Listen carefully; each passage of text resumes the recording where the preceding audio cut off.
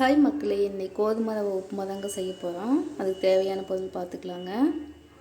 கோதுமை ரவை கொஞ்சம், வெங்காயம், கருவேப்பிலை,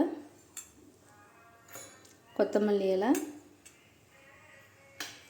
கடுகு உளுந்த பருப்பு, கடலைப்பருப்பு எடுத்துக்கிட்டுங்க, காஞ்ச மிளகாய் 1, உப்பு தேவையான அளவு. இப்போ வாங்க எப்படி செய்யலான்னு பார்க்கலாம். வடைச்சட்டி சூடாகிடுச்சுங்க, எண்ணெய் சேர்த்துக்கலாம்.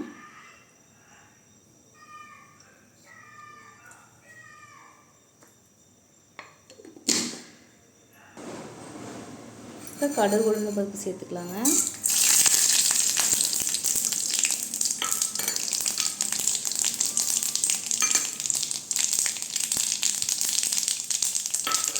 அடுத்து காஞ்ச மிளகாய் சேர்த்துக்கலாம்.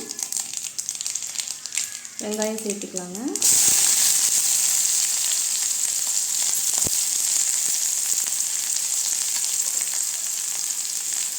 கருவேப்பிலை சேர்த்துக்கலாங்க. கொத்தமல்லி இலை,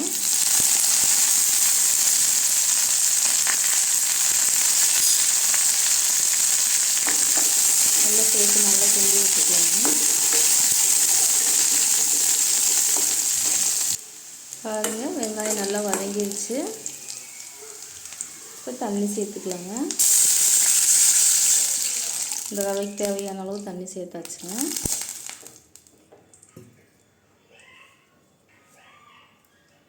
இப்போ உப்பு சேர்த்துக்கலாம்.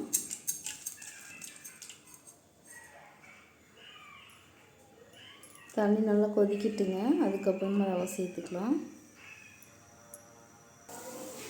தண்ணி நல்லா கொதிச்சிருச்சு பாருங்கள். இப்போ ரவை சேர்த்துக்கலாங்க.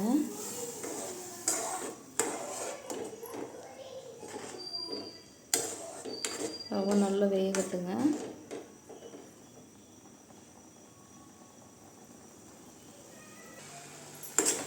இன்னும் கொஞ்ச நேரம் மட்டும் கிண்ண போடுங்க. இப்போ உப்புமா ரெடி ஆயிடுச்சுங்க. இது மாதிரி நீங்களும் ட்ரை பண்ணி பாருங்கள்.